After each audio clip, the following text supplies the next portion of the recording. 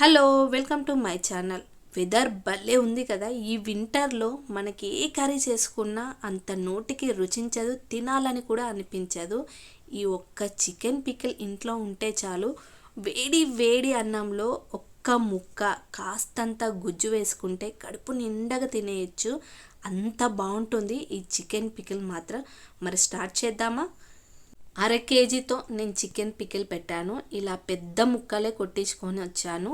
ఉప్పు వేసి బాగా 3-4 టైమ్స్ కడిగి ఒక గంట 2 గంటల సేపు అలా ఉంచాను. ఇలా నీరు మొత్తం కిందికి దిగిపోతే మనకి ముక్క బాగుంటుంది, పికిల్ కూడా చాలా రోజులు ఉంటుంది.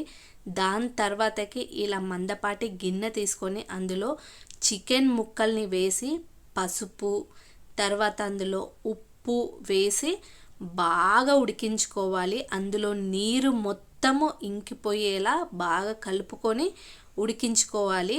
ఇలా మొత్తం నీరంతా ఇంకిపోవాలి. ఎందుకంటే నేను ఒక 2 అవర్స్ అలా ఉంచాను కాబట్టి జాలీలో నీళ్ళు మొత్తం కిందికి దిగిపోతాయి. త్వరగా చికెన్ ఉడుకుతుంది. నాకైతే ఉడకడానికి చికెన్ ఒక 20 మినిట్స్లో ఫినిష్ అయిపోయింది. అంత బాగా ఉడికింది. ఇలా వాటర్ లేకుండా బాగా ఉడికించుకోవాలా. దాని తర్వాతకి ప్యాన్లో మనకు చికెన్కి సరిపడా ఆయిల్ వేసుకొని ఈ ఉడికించుకున్న ముక్కల్ని అందులో వేసుకొని డీప్ ఫ్రై చేసుకోవాలి. మరి డీప్ ఫ్రై అంటే మాడగొట్టొద్దు. ఇలా లైట్ బ్రౌన్ కలర్ వచ్చేదాకా కటకటలాడాలి ముక్క అన్నమాట. అంత బాగా ఉడికించుకోవాలి. వీటిని తీసి పక్కన ఉంచుకొని అదే నూనెలో అల్లం వెల్లుల్లి పేస్ట్, మనం తెలంగాణ వాళ్ళం కదండి, అల్లం వెల్లుల్లి పేస్ట్ నాన్ వెజ్లో లేకుంటే ఆ రుచే ఉండదు. ఇలా వేసుకున్న తర్వాతకి అల్లం వెల్లుల్లి పేస్ట్ మొత్తం బాగా ఉడకాలి. అది కూడా ఎందుకంటే పచ్చిగా ఉంటే చికెన్ తొందరగా పాడవుతుంది. ఇలా ఉడికిన తర్వాత ఫస్ట్ ఫ్రై చేసుకున్న ముక్కల్ని అందులో వేసి బాగా కలుపుకోవాలి. ఇప్పుడు అందులో మెంతి పొడి, నేను 1 టీ స్పూన్ మెంతి పొడి వేసుకున్నాను. తర్వాతకి రుచికి సరిపడా ఉప్పు వేసుకున్నాను కాస్తంతనే. దాని తర్వాత కారము, ఇందులో కారం కాస్త ఎక్కువనే ఉండాలి పికిల్ కాబట్టి, ఎందుకంటే అది మగ్గుతున్న కొద్దీ కారం తగ్గుతుంది.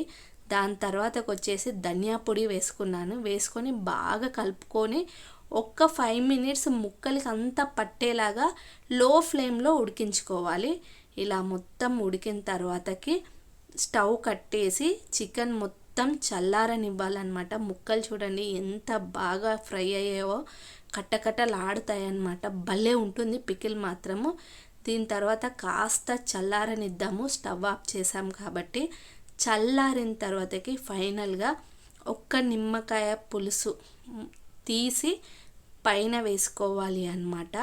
పైన వేసుకున్న తర్వాతకి ఒక 2 డేస్ తర్వాత సర్వ్ చేసుకోండి. ఒకవేళ మీకు ఈ పికిల్ కావాలంటే కామెంట్ బాక్స్లో కామెంట్ చేసి ఆర్డర్ చేసుకోవచ్చు.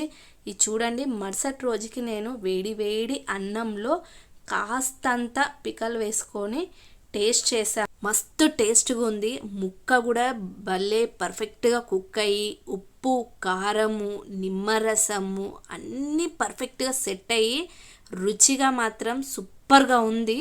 మీకు ఒకవేళ ఈ పికిల్ కావాలంటే కామెంట్ బాక్స్లో కామెంట్ చేయండి, ఆర్డర్ పెట్టుకోవచ్చు. నేను కాస్ట్ కూడా చెప్తాను, మీకు నంబర్ కూడా డిస్ప్లే చేస్తాను.